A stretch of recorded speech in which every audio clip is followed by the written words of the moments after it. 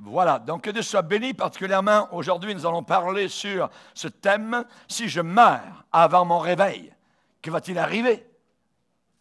Si je m'endors le soir et je meurs pendant la nuit, sur mon lit, ça peut arriver. Et alors, qu'est-ce qui va arriver? Alors, on va lire Psaume 48, verset 15. Psaume 48, verset 15, un verset. Voilà le Dieu qui est notre Dieu éternellement et à jamais. Il sera notre guide jusqu'à la mort. Je vais répéter. Voilà le Dieu qui est notre Dieu éternellement et à jamais. Il sera notre guide jusqu'à la mort. Dans la parole de Dieu, il y a un verset qui a cette expression aussi, jusqu'à la mort. Rappelez-vous, à l'église de Smyrne, une église persécutée, le Seigneur va dire, « Sois fidèle jusqu'à la mort, et je te donnerai la couronne de vie. » Prions le Seigneur. Père, nous sommes devant toi, et nous te demandons particulièrement ce matin, alors que la table est mise, Seigneur, que nous puissions, Seigneur, digérer ce pain spirituel. Nous savons, Seigneur, que nous ne pourrons pas vivre uniquement de pain naturel, mais de toute parole qui sort de la bouche de Dieu. Ce matin, Seigneur, bénis nos frères et sœurs qui, en Amérique du Sud, du Nord, en Europe, en Afrique, Seigneur, ou dans l'Océanie, Seigneur, ou en Asie, écoute cette parole. Nous prions pour chacun d'entre eux et que le Saint-Esprit sauve, bénisse et encourage chacun des frères et sœurs au travers de la planète, au nom puissant de celui qui règne dans l'éternité, Jésus-Christ de Nazareth. Amen. Et tout le peuple dit Amen. Gloire à Dieu. On peut s'asseoir, frères et sœurs, chers amis. Voilà le Dieu qui est notre Dieu éternellement et à jamais. Il sera notre guide jusqu'à la mort. Voulez-vous être guidé? Voulez-vous être dirigé par le Seigneur? La véritable direction vient de Dieu. Amen. Le diable essaye de diriger beaucoup de personnes pour les faire dériver loin du Seigneur. Nous voulons être conduits par le Seigneur de gloire, le Dieu d'Abraham, d'Isaac et de Jacob. Vous savez, le fait le plus certain, le fait le plus sûr de la vie, c'est la mort. C'est le fait le plus sûr et certain, la mort. La mort. Il n'y a pas de détour dans ce domaine-là. La Bible dit qu'il est réservé aux hommes de mourir une seule fois. Personne ne meurt 2 fois, 3 fois, 20 fois, 2000 fois. Une seule fois, tu vas mourir. Mais une seule fois.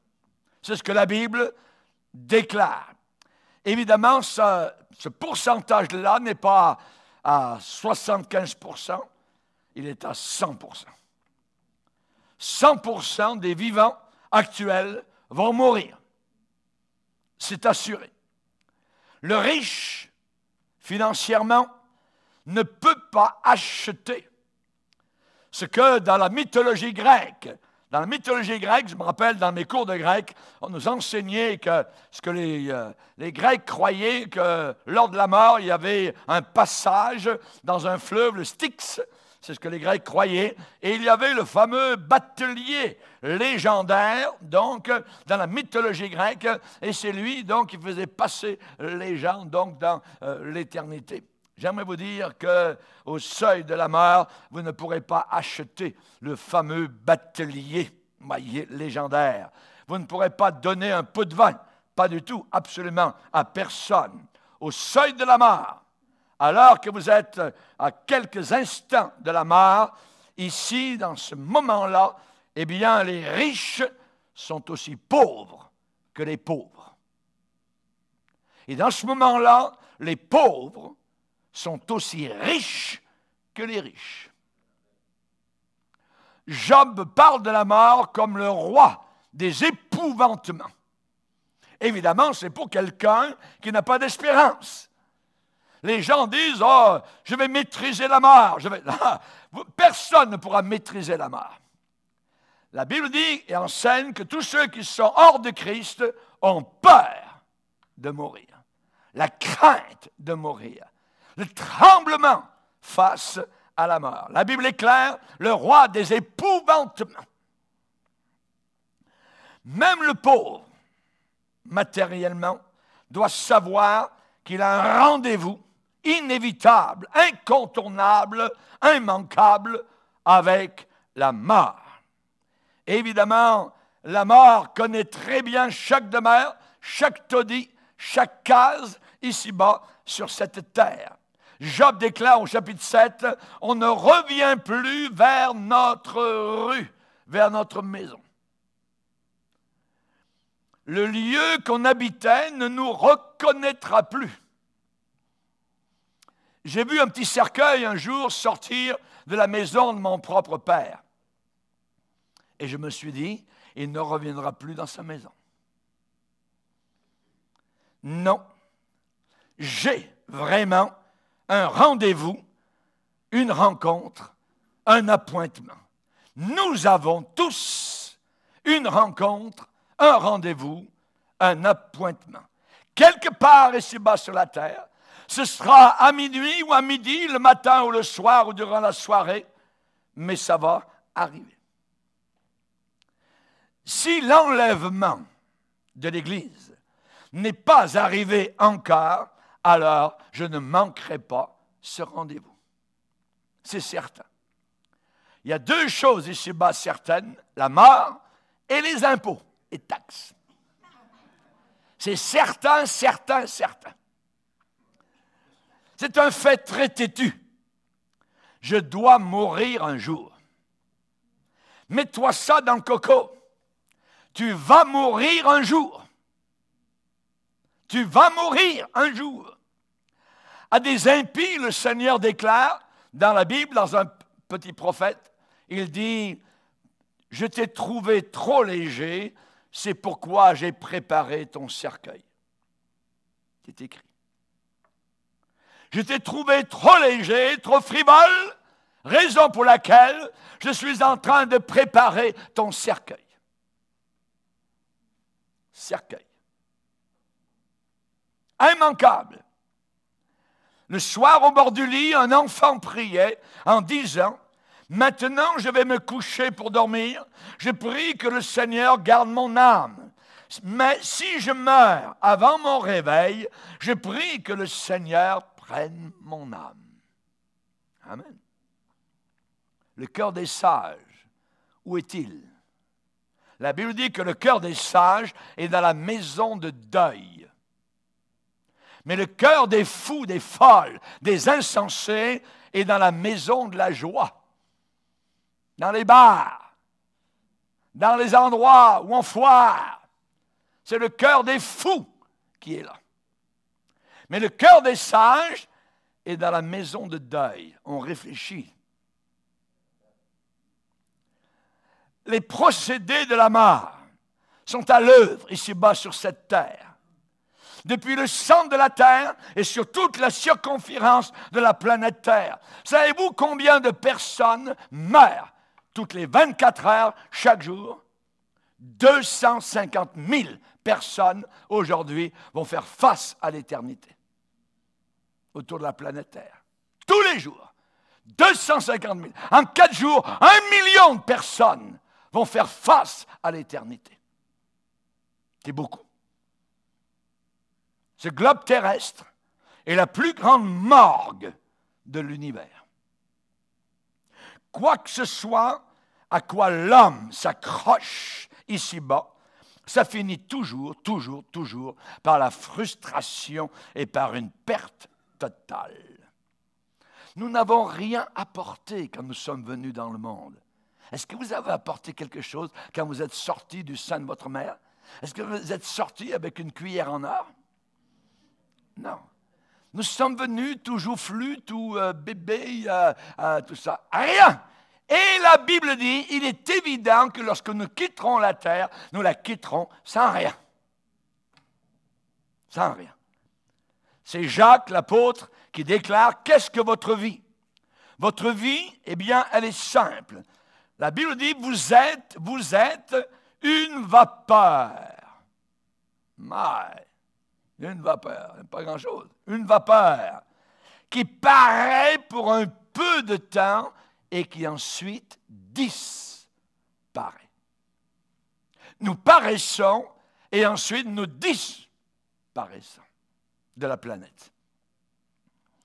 Oui, c'est ce que Salomon avait en tête lorsqu'il a soupiré, vanité des vanités, tout est vanité.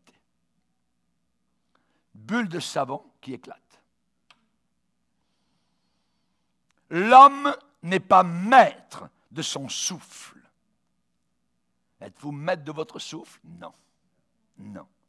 L'homme n'est pas maître de son souffle pour pouvoir le retenir, le garder. Je vais garder mon souffle. Non, tu t'en vas. Le jour où Dieu dit, c'est fini la terre, tu peux te battre, tu peux faire n'importe quoi, tu peux faire du sport, tu peux prendre des vitamines A, B, C, D, E, F, G, voyez, rien n'y fera le jour où Dieu va dire, hé, hey, tu viens par ici. On peut mourir à 15 ans, on peut mourir à 30 ans, 50, 70, 80, la plupart, c'est là que ça se passe, entre 70 et 80. C'est ce que la Bible dit. Les procédés de la mort. La Bible dit, l'homme n'est pas maître de son souffle pour pouvoir le retenir et il n'a aucune puissance sur le jour de la mort. Aucun pouvoir. Sur le jour de la mort, il n'y a pas de délivrance dans ce combat. Et la méchanceté ne saurait sauver des méchants. Ah, je vais être méchant, je vais me battre contre la mort. Non, la mort va t'avoir. L'homme n'est pas maître. On sait que la mort, c'est la fin. La terminaison terrestre de tout homme. Maintenant, si nous savons cela, il y a un seul facteur inconnu qui reste, qui demeure. Voilà ce facteur. Comment, de quelle manière vais-je faire face à la mort? C'est ça, la question. La Bible enseigne que ceux qui sont sans Christ, la crainte de la mort fait en sorte qu'ils sont toute leur vie retenus, gardés dans l'esclavage, dans la peur. Si vous avez quelqu'un qui dit « Moi, je n'ai pas peur de la mort », c'est un menteur. C'est un menteur. Il y avait un homosexuel en train de mourir et ça a été rapporté à Radio-Canada. J'ai bien écouté. Et cet homosexuel dit « Oh, je ne pensais pas que mourir était aussi dur que ça. » Parce qu'ils descendent tous en enfer. Il n'y a pas un seul homosexuel au ciel. Comment vais-je faire face à la mort? Sera-ce avec peur? Sera-ce avec crainte? Sera-ce avec terreur? Avec inquiétude ou une grande appréhension? Comment vais-je faire face à la mort? Ou bien, vais-je faire face à la mort avec paix, tranquillité, sérénité? La Bible dit, heureux dès à présent les morts qui meurent dans le Seigneur. Voilà, voilà, c'est être ou ne pas être dans le Seigneur. Es-tu dans le Seigneur? Je ne dis pas dans une église. Es-tu dans le Seigneur? Beaucoup de gens d'église iront en enfer. Il faut être dans le Seigneur, en Jésus-Christ, attaché à lui, sauvé par lui, par son sang précieux qui a coulé à la croix du Calvaire. Heureux les morts, heureux dès à présent les morts qui meurent dans le Seigneur. Oui, dit le Saint-Esprit, afin qu'ils se reposent de leurs travaux, car leurs œuvres les suivent. J'aimerais pouvoir rencontrer la mort aussi calmement qu'une certaine femme appelée Jory. Et vous en parlez. On a parlé de sa mort dans le press Detroit Free Press, la presse libre de Detroit, aux États-Unis. Pendant plusieurs années, cette femme-là était une journaliste syndiquée, une auteure, une conférencière, et ses articles avaient pour titre « Un temps pour vivre ». C'était toujours un temps pour vivre, et elle écrivait. C'est très inhabituel, pourquoi? Parce qu'elle était en train de mourir, et elle le savait. Elle avait un cancer. Sa maladie était dans la dernière étape, c'était généralisé, elle était en train de mourir. Et elle écrivait dans ce journal, donc de Detroit, particulièrement sous le titre « Un temps pour vivre ». Un temps pour vivre. Elle mourait. Eh bien, elle, cette femme-là, elle utilisait toutes sortes d'interviews, de films documentaires, des conférences ici et à l'étranger pour toucher des millions de personnes sur les 4 continents. En Europe, en Amérique du Nord et du Sud, en Afrique et en Océanie. Et cette femme-là, elle apportait la compassion, elle apportait la consolation, le réconfort et le courage à tous ceux dont la vie avait été touchée par le cancer. Elle s'était donnée pour mission, c'est de réaliser des réformes sociales et médicales. Elle se disait, je veux changer le monde pour les gens qui sont atteints du cancer. Elle a vécu suffisamment pour voir certains de ces changements. Mais pendant tout ce temps-là, son propre cancer avançait sans arrêt. Et jusqu'à un beau jour, évidemment, donc, le cancer a stoppé, a arrêté son propre cœur courageux. Un certain 24 avril, Mademoiselle Jory a écrit son dernier article. Je vais vous le lire. Dernier article. Il y a longtemps, je vous avais promis que je vous laisserais savoir quand l'heure de ma mort serait venue. Eh bien, ce temps est arrivé. Vous et moi avons besoin de commencer à apprendre à débuter ce procédé très douloureux, mais nécessaire, c'est-à-dire de se dire au revoir. J'ai découvert qu'il n'y a pas de manière facile à dire à quelqu'un « J'ai de très, très mauvaises nouvelles, je suis en train de mourir ». Il n'existe aucune manière, écrit-elle, pour empêcher et repousser ce sentiment de terrible perte et d'impuissance, faiblesse, ce manque d'énergie. Ah, dit-elle, notre incapacité totale de pouvoir changer quoi que ce soit dans cette situation. On en revient à Salomon, l'homme n'est pas maître de son souffle pour pouvoir le retenir. L'homme n'a aucune puissance sur le jour de sa mort. Il n'y a pas de délivrance dans cette bataille. Mieux vaut aller dans une maison de deuil que d'aller dans une maison de festin. Mademoiselle Jory a terminé son dernier article avec cette note personnelle pour beaucoup de ses lecteurs. Il y en avait des centaines de milliers autour de la terre qui eux-mêmes étaient cancéreux. Elle a dit, vous m'avez tellement apporté pendant ces dernières années. À cause de vous, je suis une femme plus attentive et sensible, une personne avec plus de compassion. Ce sont d'énormes cadeaux et je ne pourrai jamais assez vous dire merci pour tout cela. Quelle dignité, quelle maturité, quelle paix. Elle n'a pas nié la réalité de la mort. Elle n'a pas nié la présence de la mort. Voyez. Elle n'a pas proclamé une immortalité terrestre. Non. Vous savez, dans la Bible, dans Genèse, au chapitre 5, il y a une série de personnages qui sont mentionnés. Et derrière, il est dit, un tel vécut 300 ans, puis il mourut.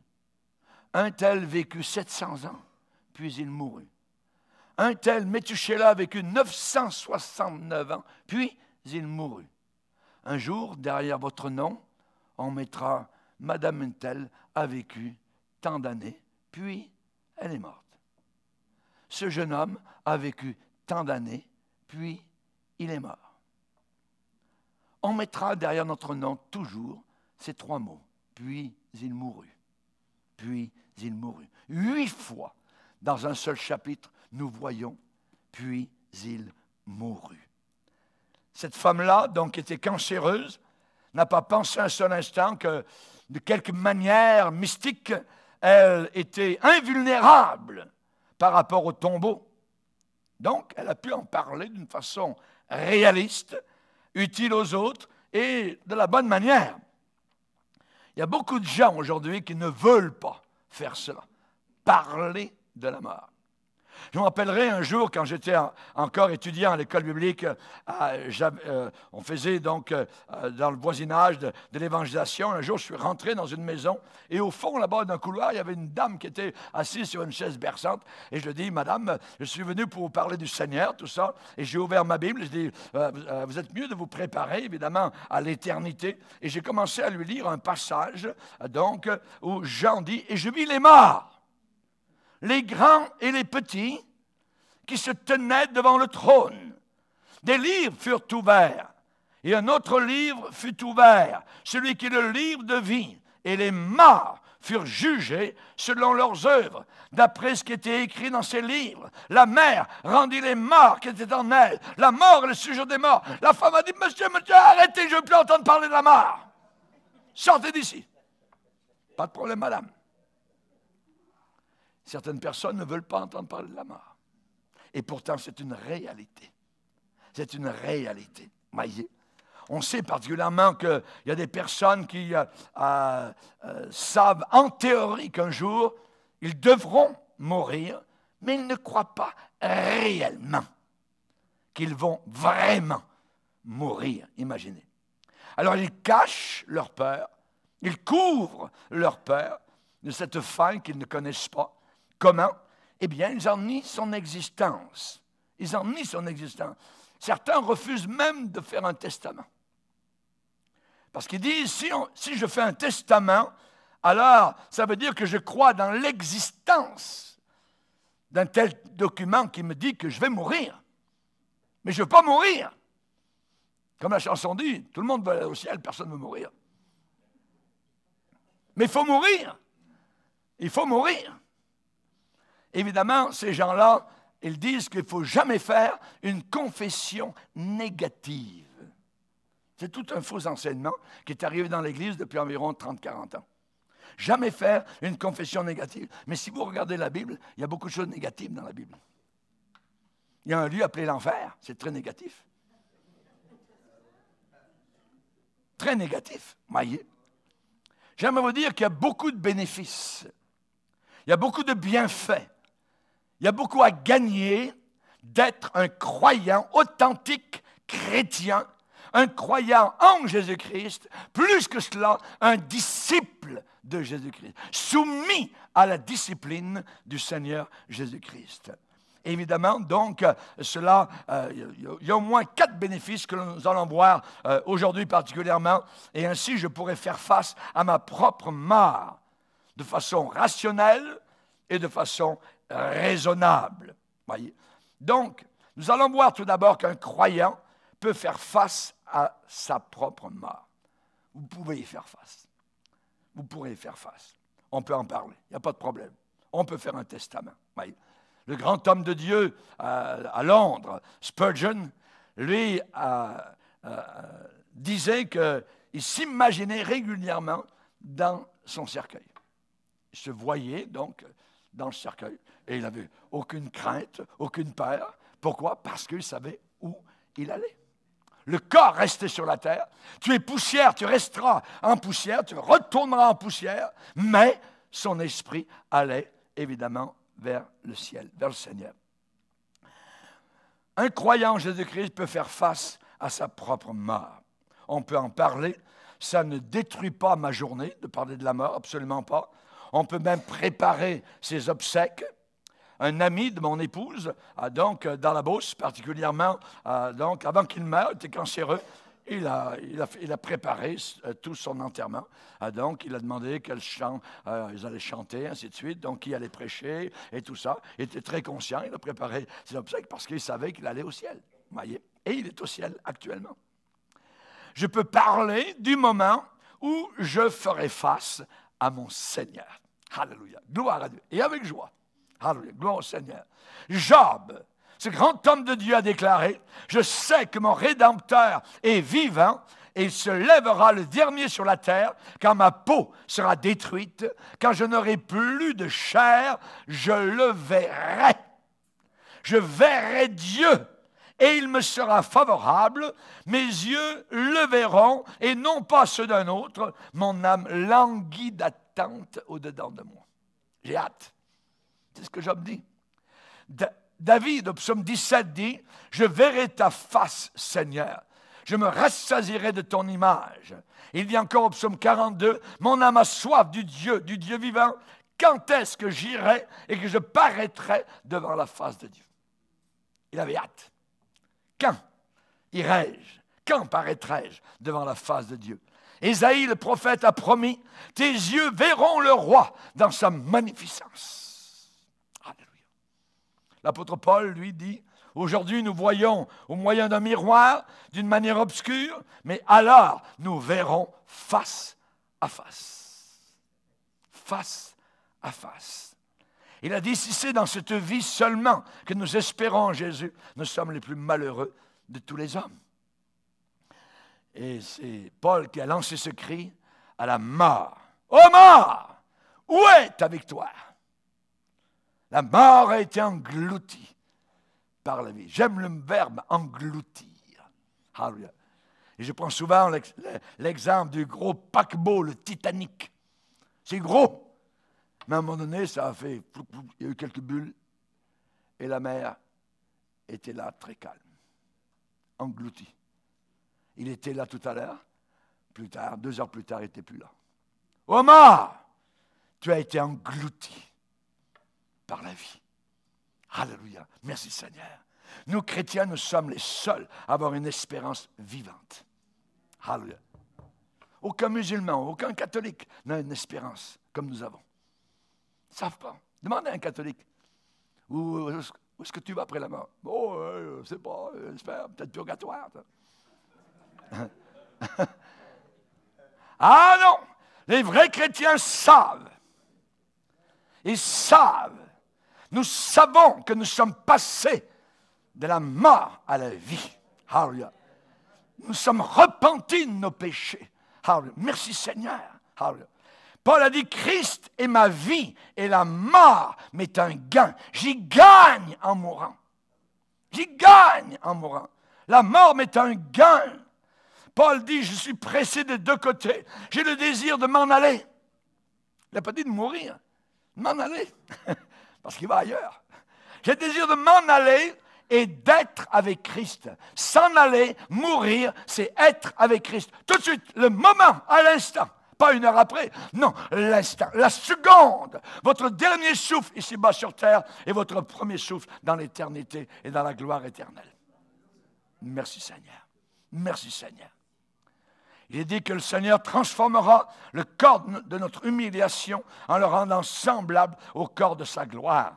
Jean l'apôtre a dit dans sa première épître, « Bien-aimés, nous sommes maintenant enfants de Dieu. Et ce que nous serons n'a pas encore été manifesté. Mais nous savons que quand cela sera manifesté, nous serons semblables à lui parce que nous le verrons tel qu'il est. » Nous le verrons tel qu'il est.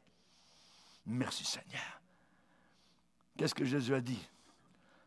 Il a dit, ne t'ai-je pas dit que si tu crois, tu verras la gloire de Dieu? Nous verrons la gloire de Dieu, mon frère, ma sœur. Alléluia. Non, je ne prends pas un malin plaisir, je dirais, macabre, dans la réalité du cercueil, du tombeau, comme à l'Halloween, tout ça. Non, non, non, absolument pas, voyez. Mais je ne nie pas non plus l'approche de la mort, cette approche implacable. Pourquoi? Parce que je connais Jésus. Je connais Jésus, sa puissance de résurrection. Et je me prépare à vivre et deuxièmement à mourir. Alléluia. Ô mort, où est ta victoire? Ô mort, où est ta victoire? Qu'est-ce que les gens sur le Titanic étaient en train de chanter pendant que le Titanic était en train de pencher terriblement? Mon Dieu, plus près de toi. Mon Dieu, plus près de toi. Il y avait même un prédicateur qui était en train de prêcher l'Évangile. Et alors que les gens passaient sous l'eau, il y en avait un qui n'a pas encore donné sa vie à Jésus-Christ. Mon Dieu, plus près de toi. Et alors que le même orchestre était en train de faire danser les belles dames, quelques instants plus tard, c'était autre chose. On passait à la réalité. Mon Dieu, plus près de toi. quand vous allez mourir, eh bien, vous aimeriez chanter ce cantique. Mon Dieu, plus près de toi. Mon Dieu, plus près de toi. Voir mon Sauveur face à face. Voir Jésus dans sa beauté, aux joies, aux suprêmes grâces, bonheur, félicité. Oui, dans ta magnificence, je te verrai, divin roi, pour toujours. En ta présence, je serai semblable à toi. Ah, quel rayon d'allégresse, transport d'allégresse, quand tes yeux baissés sur moi me diront avec tendresse, je suis mort aussi pour toi. Je suis mort aussi pour toi. Si quelqu'un garde ma parole, a dit Jésus, il ne verra jamais la mort. C'est lui qui l'a goûté, la mort totale à la croix, séparé du Père. L'enfer, c'est ça. C'est être séparé totalement de Dieu pour l'éternité, séparé de la lumière, séparé de l'amour, séparé de la vérité. Beaucoup chercheront à entrer, a dit Jésus, mais ils ne pourront pas. Parce que c'est maintenant que ça se passe. C'est maintenant, toi qui m'écoutes, donne ta vie à Jésus-Christ. Pas demain. Demain, tu seras peut-être mort. On ne le sait pas. Si quelqu'un garde ma parole, il ne goûtera jamais la mort. Merci Seigneur. Il y a certaines personnes aujourd'hui qui disent, à l'intérieur de l'Église, un croyant peut de manière mystique transcender la réalité de la mort en la chassant simplement par ses paroles, par ses proclamations, par ses déclarations. C'est la fameuse, je dirais, fausse doctrine, claim it and receive it. Proclame et reçois. Eh bien, chers amis, ainsi, d'après eux, un malade du cancer, atteint de cancer, on l'encourage à dire « Je suis très bien, ça va bien, je ne suis pas cancéreux, je n'ai pas de cancer. » Mais il y en a un. La personne est en train de se raconter un mensonge. C'est comme quelqu'un qui se fait changer son corps en femme alors qu'il est homme. Dans sa tête, il va être un bonhomme tout le temps. Il vit un mensonge. Il y a des gens à l'intérieur de l'Église qui sont malades. Non, je ne suis pas malade. Non, tu es malade si tu as un cancer. Non seulement c'est illogique, mais c'est irrationnel. C'est un mensonge véritable. Le cancéreux a vraiment le cancer et le cancéreux peut très bien arrêter de vivre. À moins d'une guérison. À moins d'une opération chirurgicale ou d'un miracle. Il y avait la mère d'un bon pasteur qui était cancéreux. Elle était cancéreuse depuis 10 ans. Elle avait eu une opération chirurgicale radicale qui a prolongé sa vie. Cette dame, une dame de foi, elle a remercié beaucoup les chirurgiens qui ont travaillé sur son corps, mais l'opération ne l'a pas guérie. Même si cette même opération en avait guéri d'autres. Pour elle, non, ça n'a pas fonctionné. Cette dame-là savait que le cancer était en phase terminale et qu'elle était en train de mourir. Elle en a parlé à son fils, qui était pasteur, et à son frère. Et cette femme-là, cette maman-là, pouvait faire face à la mort. Pourquoi? Parce qu'elle était préparée spirituellement et mentalement. Notre foi chrétienne enveloppe la vérité. Pas une fantaisie, pas une fable, pas un mensonge. Si je suis malade, je suis malade. Je peux aller à l'hôpital, je peux demander au Seigneur de me guérir. Mais la réalité, c'est que je suis malade. Je ne peux pas dire que je suis en bonne santé. Donc, notre foi chrétienne s'attache à la vérité, pas à une fable. Cette maman-là, ses 2 fils chrétiens, dont l'un était pasteur, ont discuté librement, donc, avec elle, du fait que s'il n'y avait pas de miracle, eh bien, bientôt, la maman allait mourir et allait être avec le Seigneur. Et elle était satisfaite, donc, de cela. Aucune panique, pas de panique, aucun sentiment de tristesse vis-à-vis d'elle-même. Elle a accepté la réalité de la mort. Et elle est morte. Elle est morte en paix avec elle-même et avec Dieu. Jésus a dit que votre cœur ne se trouble pas. Croyez en Dieu et croyez en moi. Il y a beaucoup de demeures dans la maison de mon Père. Si ça n'existait pas, je vous l'aurais dit. Donc, on s'en va vers des demeures. Alléluia. Il y a des demeures. Il y a une demeure qui est préparée pour toi. Là-haut. Elle sera belle. Elle sera joyeuse. Alléluia. C'est inimaginable. Mais c'est une réalité parce que c'est écrit dans la Bible, le livre de Dieu. Alléluia. Merci Seigneur. Heureux dès à présent les morts qui meurent dans le Seigneur. Es-tu dans le Seigneur? Véritablement. C'est un grand bénéfice de la grâce de Dieu. Jésus-Christ me permet de vivre noblement et de mourir paisiblement. Souvent, on a dit qu'on meurt comme on a vécu. C'est pas faux. C'est pas faux pour les chrétiens. Et en plus, nous avons une éternité dans la présence de Dieu et avec les anges et les archanges. Vous allez voir Gabriel, vous allez voir Michael. Vous allez en voir en masse. Il y en a des millions là-haut dans la gloire. Merci Seigneur. Celui qui a le Fils a la vie. Celui qui n'a pas le Fils n'a pas la vie. As-tu le Fils? Est-ce que le Fils est dans ton cœur? Pas dans ta tête, dans ton cœur. Lui as-tu abandonné totalement ta vie? Celui qui a le Fils a la vie. Celui qui n'a pas le Fils n'a pas la vie.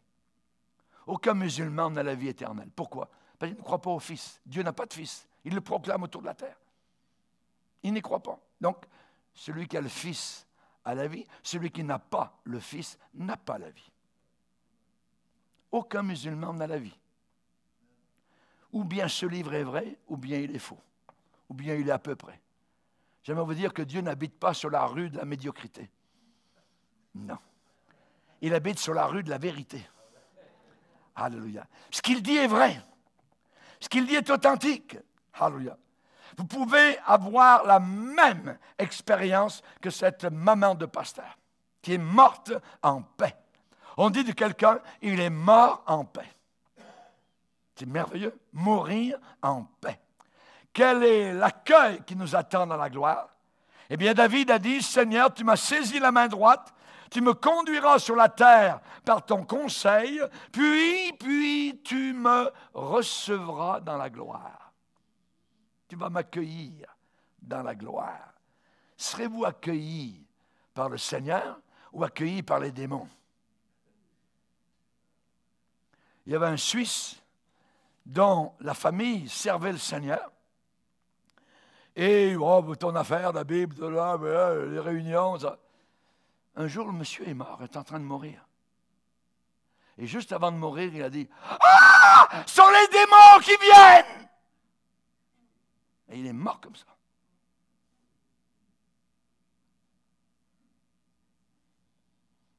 Chers amis, on ne rit pas. On ne se moque pas de Dieu. Ce qu'un homme sème, il le récolte. Il le récolte. Prépare-toi à la rencontre de ton Dieu. Prépare-toi à la rencontre de ton Dieu. Vous pouvez vous préparer. Vous aussi, vous pourrez faire face à la mort de façon positive. Voilà le Dieu qui est notre Dieu éternellement et à jamais. Il sera notre guide jusqu'à la mort. Il n'y a aucune condamnation pour ceux qui sont en Jésus-Christ. Il faut être en Christ. Ici, on se moque de l'expression « en Christ » parce que le diable sait que c'est la clé pour l'éternité. Il faut être en Christ. Si tu n'es pas en Christ, tu n'es pas sauvé. Il faut être en Christ tous les jours, à chaque instant. Jésus a dit en vérité, je vous le dis, celui qui écoute ma parole et croit à celui qui m'a envoyé, il a la vie éternelle et il ne vient pas en jugement. Et il ne vient pas en jugement. Je n'irai pas en jugement. Je n'irai pas en enfer. Je n'irai pas en condamnation. Le diable aimerait que j'aille en enfer. Un jour, il y a un jeune homme qui m'a dit, « Tu vas en enfer! » Ah oui? Les démons parlent. Ils connaissent les prédicateurs authentiques. En vérité, je vous le dis, celui qui écoute ma parole et croit à celui qui m'a envoyé, il a la vie éternelle. Et il ne vient pas en jugement. Un croyant en Jésus-Christ fait face à la mort sans aucune crainte. Sans aucune crainte. On ne m'a jamais dit que j'avais une maladie en phase terminale, jusqu'à présent. Ça peut arriver. Merci Seigneur pour la santé que Dieu m'a accordée jusqu'à aujourd'hui. Mais cependant, j'ai fait face à la mort de manière différente. Parfois, j'ai pensé que j'allais mourir en avion. Quand les ongles de mon épouse se sont plantés dans ma chair. C'était pas des ongles empoisonnés, mais c'était l'avion qui ballottait comme un fétu de paille en quittant la Côte d'Ivoire. Lorsque nous avons commencé nos émissions à la radio, Satan a attaqué. Je suis allé aux États-Unis pour enregistrer, et soudain, à une intersection, il y a une voiture qui passe devant moi. Tchouk, j'étais avec un de mes collègues à côté, et la voiture était tchouk, à partir du volant. Tout le devant était parti. J'ai regardé la voiture qui passait, qui faisait des zigzags là-bas. J'ai dit, si on s'était avancé de 10 cm, on est passé. Merci Seigneur. Merci Seigneur. Dieu protège. Dieu protège. Au Burkina Faso, la voiture dans laquelle je me trouvais est rentrée dans un baobab. Imaginez. Le monsieur, après que la voiture était rentrée, le pasteur qui était à côté de moi, il lève les mains, il fait ça. J'ai dit, qu'est-ce qui se passe? C'est quoi? Il dit, pasteur Bonger, on sort. Et il donne un coup de pied dans la porte. Ça a viré. La voiture était finie, mais on était en santé. Rien n'a été touché. Moi, j'étais en train de crier parce que j'ai vu la voiture qui zigzaguait sur la piste. Jésus, Jésus, Jésus, Jésus! Et je suis arrivé à la convention où des centaines de pasteurs m'attendaient sur une mobilette. C'est pas moi qui la conduisais, j'étais à l'arrière de la mobilette. Mais toutes les cassettes, toutes les DVD, CD qu'on avait préparés ici pour les donner gratuitement, évidemment, là-bas, étaient intactes. Pas un seul n'a été touché. Merci Seigneur. Merci Seigneur. Alléluia. Satan attaque. On peut faire face à la mort. Et vous auriez des témoignages, possiblement, vous aussi, face à une mort, voyez, que vous avez évité de justesse. Merci Seigneur. Que de fois nous avons pris l'avion avec André, mon épouse et moi-même, et le Seigneur nous a protégés, nous a gardés. Il n'y a pas de terreur chez un chrétien. Souvent, je prends souvent l'avion, je vois au départ des gens, je les regarde, ils font ça. L'avion décolle, plus rien, tout ça. Puis ensuite, ils regardent leurs petits films, ainsi de suite. Puis quand l'avion... ils refont ça. Voyez. Ils ont besoin de Dieu quand ça leur plaît. Voyez. Nous, on n'a pas besoin des signes de la croix. On n'a pas besoin de toutes ces choses-là. On a besoin uniquement de Jésus-Christ, sa présence. Amen. On est en paix. On marche avec le Seigneur. Hallelujah. Il est un Dieu vivant. Hallelujah. Lorsque mon épouse a fait une pancréatite au Nouveau-Brunswick, c'était quasiment très, très dangereux. Et il y a en plus le médecin, donc le chirurgien qui devait faire l'opération, donc prenait de la drogue. Imaginez. On nous a dit après, c'était un drogué. Donc des fois, quand on fait l'opération, il ne voit même pas André me dit, il dit Raymond, il dit, moi, ma vie est entre les mains du Seigneur, je m'en fous complètement. Même si je meurs, ça ne me fait absolument rien. Le Seigneur l'a retiré quand même. L'Église a prié, mais elle était en paix avec elle-même. Et je bénis le Seigneur. Je bénis le Seigneur pour l'épouse que le Seigneur m'a accordée. Personne ne veut vraiment mourir. Personne ne veut vraiment mourir. Quelqu'un qui est sensé dans ses pensées, qui est équilibré mentalement, qui est en santé corporelle, eh bien, ne veut pas mourir, voyez. Et chez la plupart d'entre nous, il y a un désir de vivre. C'est primordial, c'est normal, voyez. Et la vie est un don de Dieu. Il est dit qu'en Jésus-Christ, nous avons la vie, le mouvement et l'être. C'est en Jésus que nous avons cela. Merci Seigneur. Et personne ne veut que ce grand cadeau de la vie soit enlevé, soit coupé, soit ôté.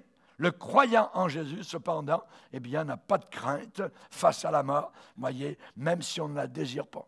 Qu'elle arrive, nous allons l'accueillir parce que de l'autre côté, c'est Jésus qui nous attend parce qu'il est notre sauveur, parce que lui, il est mort, il a vécu la mort, il a goûté la mort, il a avalé la mort, il sait ce qu'est la mort. Tandis que nous, c'est comme passer d'un appartement à un autre. Nous entrons dans l'éternité avec la joie du Seigneur. J'ai vu les chrétiens mourir, les vrais, et ils meurent avec un sourire. Ils meurent en paix. Que Dieu soit béni. Seigneur, nous sommes devant toi, nous te glorifions pour ta parole. Merci pour tout ce que tu fais pour nous, Seigneur. Tu es un Dieu glorieux. Tu encourages nos cœurs, Seigneur. Alléluia. Merci de ce que sur la croix, tu as tout payé pour nous. Tu as souffert pour nous, Seigneur. Merci pour cette agonie lorsque tu as sué des grumeaux de sang au jardin de Gethsémani. Veuille, Seigneur, te glorifier dans nos cœurs et dans nos âmes. Nous te prions pour ceux et celles qui n'ont pas encore fait la paix avec toi. Car tu dis, heureux les morts qui meurent dans le Seigneur. Nous te prions, Seigneur, pour ceux qui ne sont pas encore dans le Seigneur, qu'ils puissent venir à toi et abandonner leur cœur, ouvrir leur cœur à ta grâce toute suffisante. Merci Seigneur, au nom de Jésus, Amen. Et tout le peuple dit Amen. Gloire à Dieu. On va se lever ensemble, frères et sœurs.